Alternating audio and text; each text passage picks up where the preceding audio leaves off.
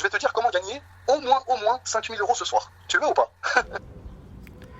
Le commerçant malhonnête utilise le mensonge lorsqu'il veut absolument augmenter ses ventes et qu'il croit qu'en étant véridique, il n'y arrivera pas. Il installe une relation avec ses abonnés basée sur le profit. En tant que manipulateur, il sait ce que ses clients demandent, leurs désirs et leurs craintes.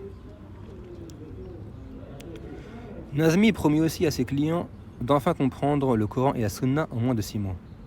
À quoi bon voyager auprès des savants pendant des années, maintenant que Nazmi est là? Que celui qui a compris la religion avec la formation de Nazmi se lève. Le danger pour Nazmi, c'est qu'à force de s'enfoncer dans les mensonges, il risque de ne plus savoir s'il nous ment à nous ou bien s'il se ment à lui-même. Nazmi ne se restreignit pas à ces quelques mensonges.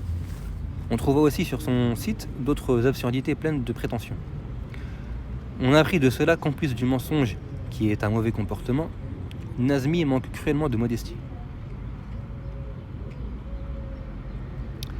Ici, il a dit la formation en ligne la plus complète. Le musulman doit chercher à purifier son âme en faisant de bonnes actions et en s'écartant des mauvaises actions. C'est ce qu'on appelle en arabe « tazkiyatun nafs ». Quant à faire ses propres éloges et être imbu de sa propre personne, cela n'est pas correct. D'ailleurs, le musulman n'a pas de garantie que ses propres actions sont acceptées chez Allah.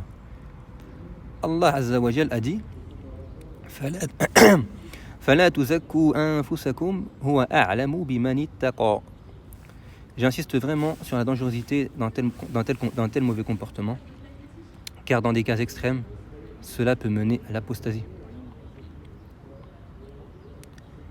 Est-ce qu'il vous est parvenu l'histoire de Abdullah al-Qasimi? C'était un cheikh de la ville de Qasim, en Arabie Saoudite. Il écrivait des livres et il était réputé pour avoir un grand niveau dans les sciences islamiques. Petit à petit, il commença à faire ses propres éloges, jusqu'au jour où il s'enorgueillit et apostasia. Les gens le conseillèrent, avant sa mort, afin qu'il se repente, mais il persista sur son égarement.